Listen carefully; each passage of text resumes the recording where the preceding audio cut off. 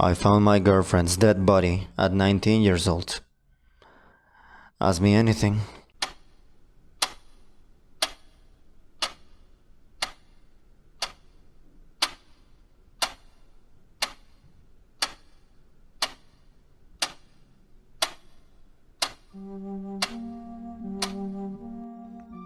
Hello everyone, I'm from the UK, I'm a man and I'm 19 years old.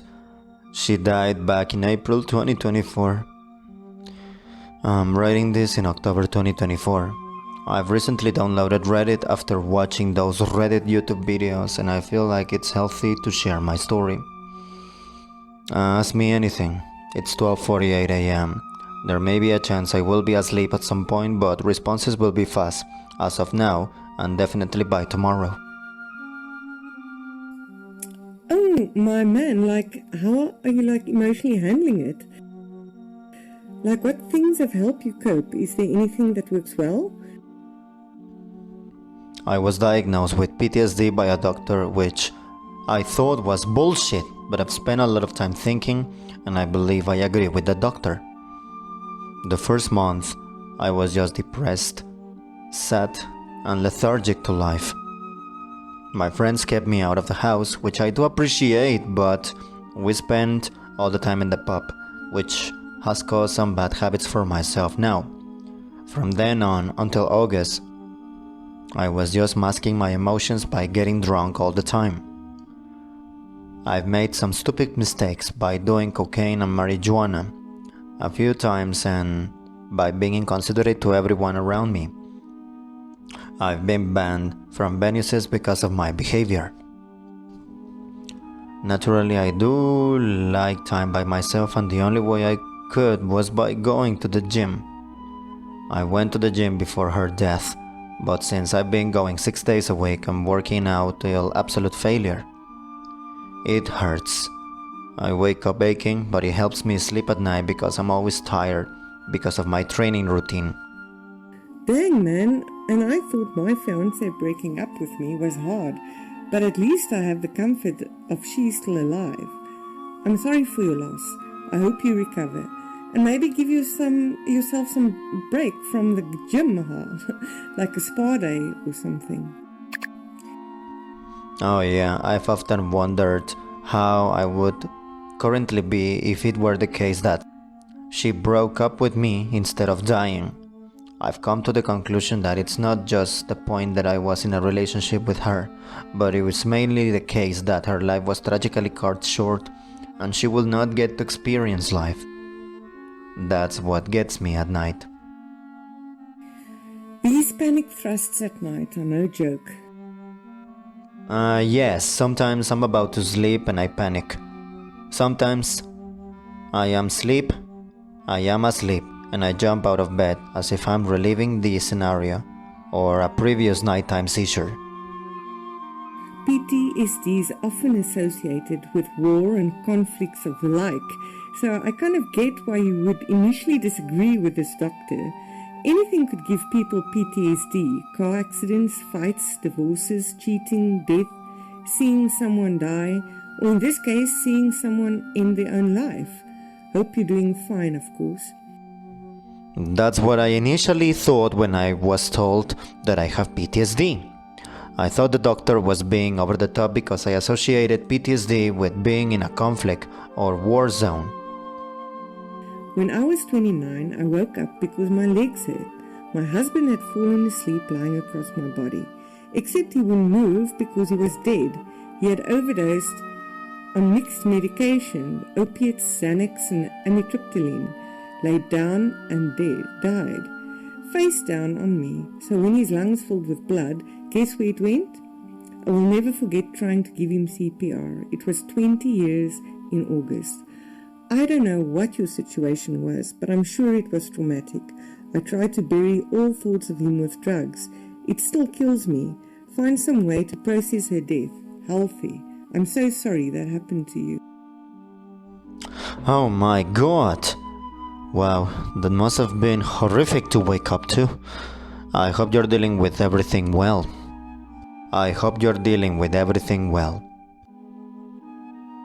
Were you a suspect? What was the cause of death? Was it murder or accident or something else? How are you holding up after seeing that? How long were you dating? I'm so sorry. Do you mind sharing your favorite memory with her? Her death was considered as suspicious due to the circumstances, but there was never an investigation of murder, but rather of how she had died. There were two people that were questioned: myself and my mom's ex-partner. I was questioned because I found her, and my mom's ex-partner was questioned because he was the last person to have seen her. I was questioned about my whole day, and it took around 2 hours to share. The investigation team that went to validate my day by going to work, asking for CCTV at the shop I went to. Very quickly the investigation got moved onto an autopsy, as there was no foul play. We were dating for close to 3 years. Would be 3 years as of December the 5th. She had not died of murder, but potentially gross misconduct related to the NHS. Her cause of death was asphyxiation related to an epileptic seizure. The reason why I believe it is related to gross misconduct related to the NHS, National Health Service, was because the NHS strikes resulted in her brain scan appointments being postponed on multiple occasions. I have quite a few. We always went traveling, at least once a month, to places nearby or somewhat far away. A special trip away we did was for my 19th birthday, 27 days before she died. She spent over £1,000 on this trip, and it was just brilliant. I was planning to take her to Bristol for her 20th birthday because she was a big fan of skins. Has your prospect on life changed since then? Do you think life is fragile and precious? I value time greatly now. I have recently gotten into photography as I like to capture the moment of life. I also try my hardest now on university studies. I want to take advantage of how much time I have left on the world. My perspective of human relationships and nature has changed, and things that I would care about, I no longer do. I like to see issues as if it is long-term worry about it. But if it can be solved easily, it's fine, no need to worry. But I do feel overwhelmed a lot. How did you feel in that moment? When I found her, I was shocked. I knew something was off the minute I came home. The door was unlocked and my dog was at home. That's a combination that never happens. We never leave the dog home alone with an unlocked door. I knew she was dead the second I found her. Her skin was discolored and faded. Agonal breathing and rigor mortis. I went into sort of a mode of taking care of things where I did not think of my emotions at the moment. I immediately dialed 999 and I started CPR. Once the paramedics came and took over, that was when reality hit me, and if I was not already sat down on my staircase when I was told that she was actually dead, I would have collapsed in shock. Could you clarify? Agonal breathing is labored, irregular breathing, and while it is witnessed just before death in a lot of cases, it does not continue after death. Rigor mortis kicks in a few hours after death, but they definitely don't happen at the same time. I know it can be a very painful thing to think back to, and I promise I'm not accusing you of anything. I'm just confused by the two being listed together in regards to how you found her. I'm sorry for your loss, and I hope you find peace someday. So I found her lying face down halfway across my bed, and her legs were straight. I turned her around and I heard a rattle. No heartbeat. Firstly, I'm so sorry for your loss. What a horrible tragedy. May your soul rest in peace, and may your own mind and soul find peace as well. Did the two of you officially live together? What was your relationship with the family like? Do you still have a relationship with them now? Did you have any official role in the planning of day or events of a funeral? Yes, we officially lived together. She moved around mine the week she turned 18. She was 7 months older than me, but my parents were fine with it because she had an upbringing with abuse. We paid our fair share of rent, so my family was fine with her staying around. Her family? Probably best not to get into it, as if they were fine with us at first. And then, after we spent as much money as we could for her funeral, they got very nasty. I don't have a question. Your post and it's caught my eye. I am 19 currently, and I have to say it's impossible for me to imagine losing someone like that at this age. I just want to wish you the best. I hope you are able to find peace in some kind of way despite this and live a happy, fulfilled life. Your story has made me reflect on my own pettiness. The inconveniences that filled my mind seem so small now. Anyway, I thought I'd leave a comment wishing you the best and thanking you for sharing. I know it must be hard to be vulnerable with something like this. I truly hope it helps. I'm so glad that in a way this has helped you change your perception of life. But it's just so unfortunate that this is how it has changed my perception of life. Make sure to always leave your last words in a conversation to someone in a nice manner. You will never know if it will be the last thing you will say to them. 1. Do you have nightmares about it? 2. Have you ever been to a therapist? 3. Sorry for asking all of you these questions, but what she said for the last words to you? Uh, Number 1, yes, I have nightmares so bad that it feels real. 2. I have been to a therapist at my uni. Very strange because I was contacted by the therapy department a day after she had died. I have no idea who referred me. And 3. The last words we said to each other was I love you. Because I was going to work and I was going to leave.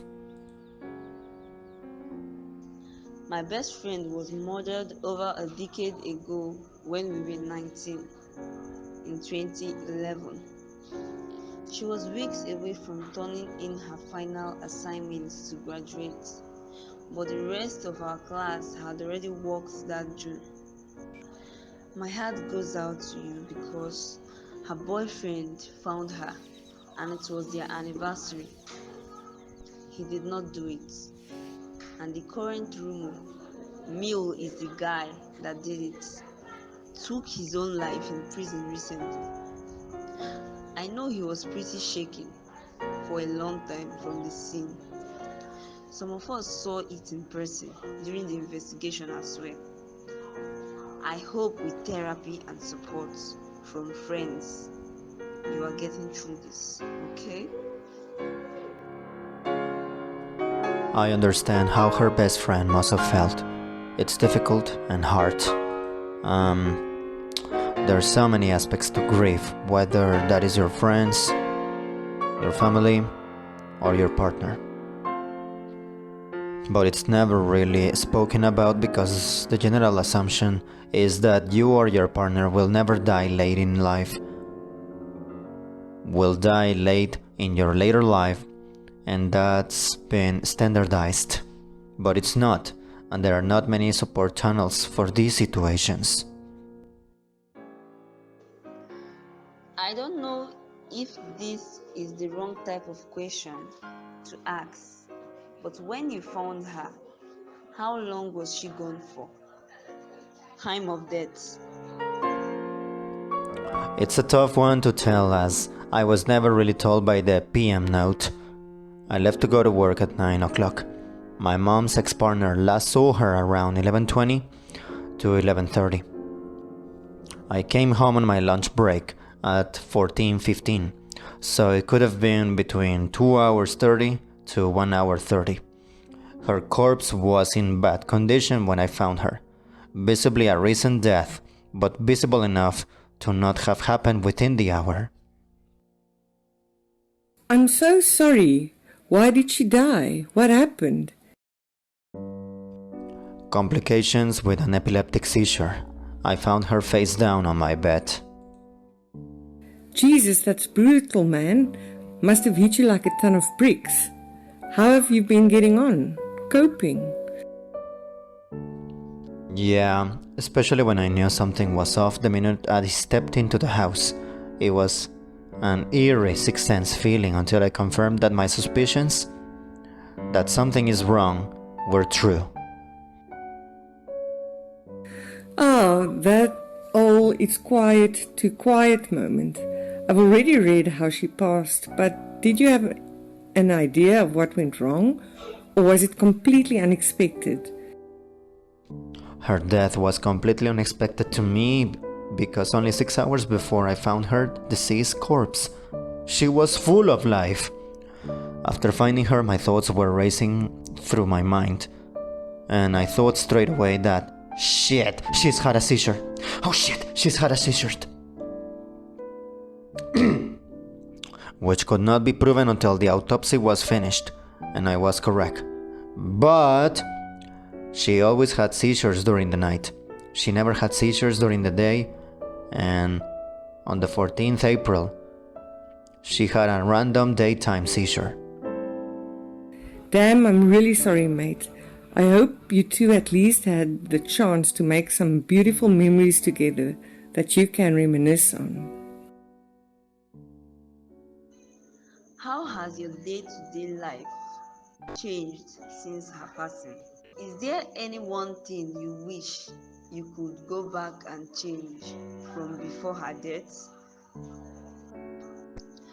Do you have any regrets from the relationship you wish you had resolved before her passing? Hope you're doing okay, man. I recently lost someone very close to me too, due to heart issues this past August. I know it's a hell of a rough time. I focus on stuff I want to do now. If I want to go on a trip, I'll travel somewhere without planning. I do a lot of spur-of-the-moment activities now, which before I liked a routine. One thing I would change was that I never went to work that day. I would have helped her and would have prevented her unfortunate death. Yes, I have regrets. We never really argued, but I regretted the times when we did. Our arguments were never big or bad, but rather just over petty things. You obviously saw her body. Did you touch her after? How? Did you see her taken away? I actually couldn't physically touch her afterwards. Of course I did do CPR, chest compressions, but as soon as I was told she's definitely dead, I just couldn't. It didn't feel right, too. You have all my sympathy and my condolences. Not a question, but wanna say, get some therapy. Talk to a professional. I'm sorry for your loss and hope you find happiness even through this dark time. I think I'm going to try group therapy. If that exists, I want to speak to people in my similar situation. I hate receiving advice from people that have not been in this situation. I've actually heard this in the past. See it like a bad breakup. You'll be alright. But it doesn't work like that. If she broke up with me, yes, I would have been upset, but it would not be long-lasting. It was the case where we had a healthy relationship, lived together, and very, very rarely argued, and I just can't see what has happened in the context as the advice I have received. I relate to everything you've said here, comment and all. I found my boyfriend's dead body February 14th, 2024. He died from an undiagnosed heart condition on Valentine's Day of all days. He wasn't answering his phone all day, and I finally went over to his apartment to check on him, and he'd been long gone. He never showed signs of sickness. He was completely fine until that day. The only thing that might have been a sign was that he said he was coming down with what he thought was a cold. I even FaceTimed him the night before at 11:30 p.m. He must have died only hours after. He was only 33 and was older than me by 3 months. I'm older than him now. I'm sorry for your loss. It's a terrible connection to share, and I can't believe this is where my life ended up. But death is a part of life, so it shouldn't really be that hard for me to understand. My whole perspective on life has changed as well. I value life and the people around me more, but I'm much less patient, very bitter, and extremely cynical. I just started therapy this week. I think it's helped me so far, but I've been way more tired than I usually am, and I'm tired of all the time. I think it's exhaustion from breaking things up and finally dealing with my grief. I wish you the best in life. I really appreciate your post. It's hard talking about this with people that don't understand. It makes me feel a little less crazy. I hope you're alright.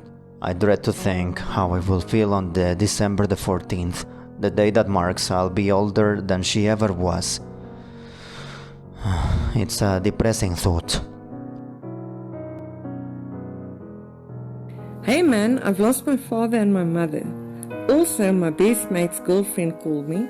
She would only call me when they had a big fight, and this time I didn't pick it up because I was busy making dinner with my little family.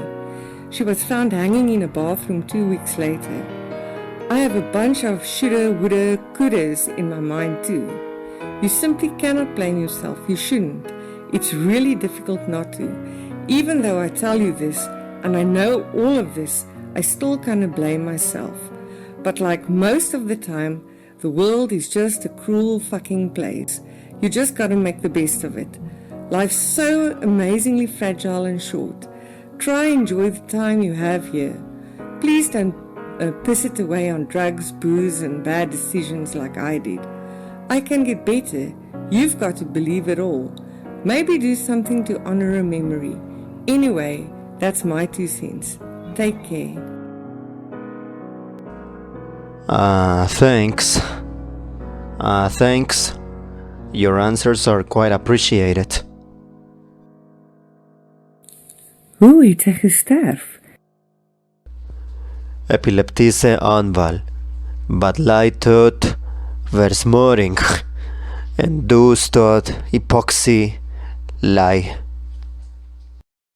Ek haat dit om vir jou te vra, maar hoe gereeld herleef jy daardie eerste oomblikke van daardie ervaring? Veroorsaak dit enige tipe PTSD of is dit liekraak? Dit is bij de lukraak en daar is snellers. Soms stap ik net in de straf af. Slaap of op die bus. Skylik is ik terug. Nadat ik haar dood gewin het. Soms is daar onderwerpen op die nieuws. Mijn phone of algemene gesprekken. En dan is ik terug in de geleerdheid. Maar dit is niet net om die geleerdheid te herleven. Ik is bij jullie graag.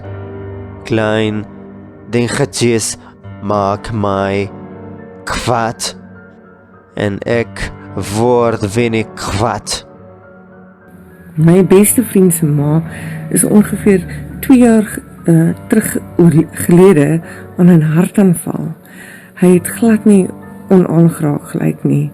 Ek het nog nooit iemand naby my sien sterf nie, so ek kan jou nie regtig verstaan nie, maar verskillende mense neem dit anders op. Ek hoop jy is gesond en het aanbeweeg. Aangezien hij onaangeraakt lijkt, hou hij dalk die emoties aan die binnenkant was. Ik hou niet daarvan om met mijn vrienden of familie daarover te praten en ik heb gehoord hoe mensen bij die kruk over mij praat en vraag hoe kom lijkt hij ook hij. Ik is niet een van daar die mensen. Jouw vriend kan ook een wees. Sien jy 'n terapeut? Ek het in 2018 'n baie soortgelyke ervaring met gehad. En daar is geen woorde om die swart gat van emosies wat jou volg regtig te beskryf nie. Ek hoop dat jy vinniger meer duidelikheid en vrede kan kry as wat ek kon. Onthou dat jy geliefd is deur die mense rondom jou. En wat jy ook al nou voel, sal jy nie vir ewig voel nie. Daar is nog hoop en skoonheid in die wêreld. Tyd genees alle wonde. Ik heb een paar keer met een therapeut van mijn universiteit gepraat. Dit is niet voor mij nie. Dit is te kalm. Daarom hou ik daarvan om naar die gymnasium te gaan waar ik niet zwaar fucking gewichten kan optillen en ik wil eindelijk iets eerder soms heel tijd gewillig en lichte wil. Ek het my oom gevind om te weet iemand is dood en jy kon hulle nie help nie, is 'n moeilike ding om te hanteer. Miskien as ek hom gevra het om saam te kom vir die motorrit. Hy sou nog hier wees. Baie van wat as. Ja, in situaties wat met die dood verband hou, denk ons allemaal aan wat as, wat kon en wat zou gebeuren. Het en wat moest nie gebeur, het nie. Maar ons kijkt terug naar die leven en wel schuldig. Dit is die menselijke natuur. How did she die? Epileptic seizure, resulting to asphyxiation and thus leading to hypoxia. I hate to ask you, but how often do you find yourself reliving those first moments of that experience? Does any type of PTSD trigger it, or is it random? It's both random and there are triggers. Sometimes I'm just walking down the street, asleep or on the bus, and suddenly I'm back to when I found her dead. Sometimes there's topic on the news, my phone or general conversations, and then I'm back in the event. But it's not just reliving the event, I'm on edge a lot. Small things piss me off, and I become angry quickly. My best friend's mom died of heart attack around 2 years ago. He seemed unfazed at all. I never had anyone close to me die, so I can't understand you really. But different people take it differently. I hope you are well and moved on. As he seems unfazed, he may be holding the emotions on the inside. I don't like speaking to my friends or family about it, and I've overheard people at the pub talking about me, asking why does he seem alright. I'm just one of those people. Your friend could be one too. Are you seeing a therapist? I had a very similar experience happen to me back in 2018. and there are no words to really describe the black hole of emotions that follow you around. I would hope that you are able to get more clarity and peace faster than I was able to. Remember that you are loved by the people around you, and whatever you are feeling now will not weigh you down forever. There is still hope and beauty in the world.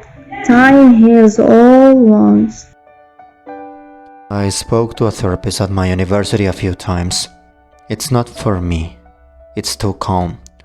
That's why I like going to the gym where I can just lift heavy fucking weights and I actually feel something rather than feeling numb and empty all the time. I found my uncle.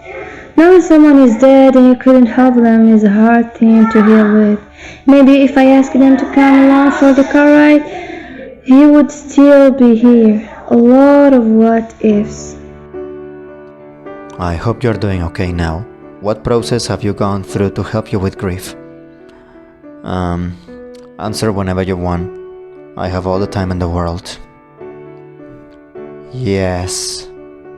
In situations related to death, we all think of situations on what if, could have, would have, and should not have. But we think in retrospect for life. That's our fault by human nature. I am not here to ask but relate. I didn't find mine unalive, but we got into a fight. I was in the wrong. Called to apologize and she was just gone. The last thing I ever said to her was stop wasting my time.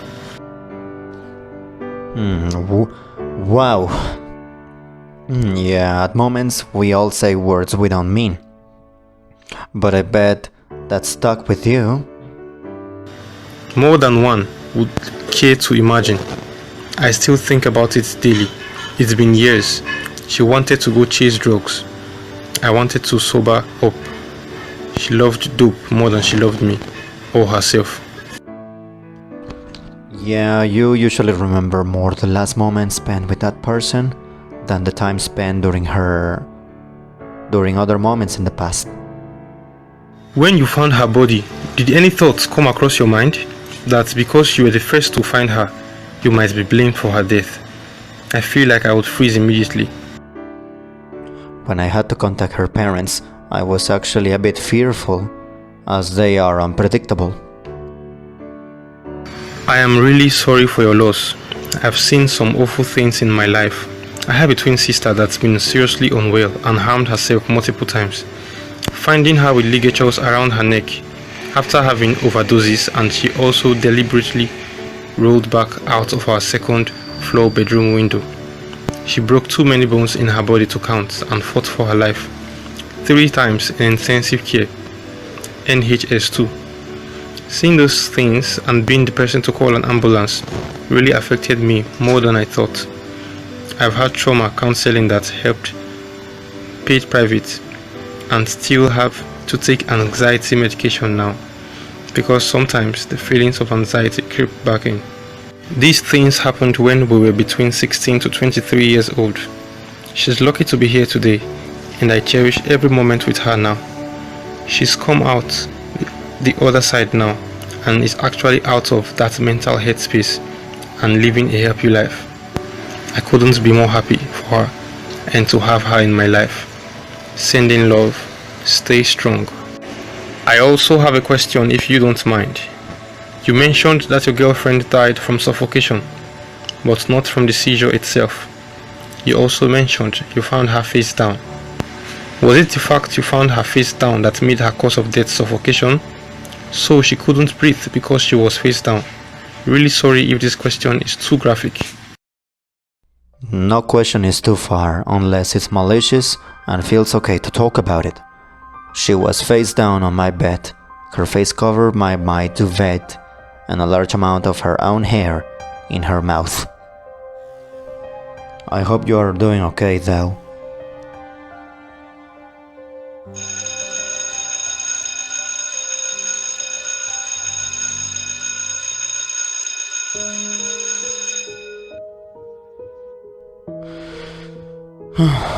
Well, I'm going to sleep now. It's 2:20 a.m. and I have class tomorrow. I will respond to everything unanswered tomorrow. Thank you everyone for your questions.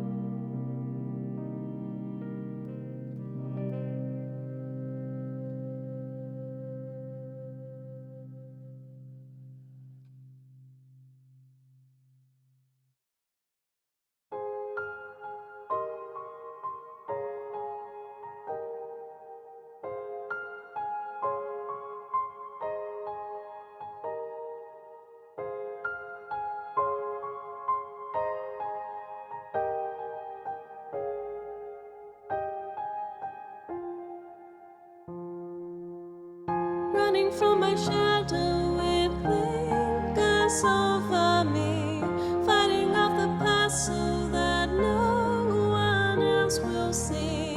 Butterfly wings and the feathers of ravens. If I saw the signs, maybe I could have saved them. Every breath, one more step, do not trip and fall. Carry all of your burdens or you'll lose it all.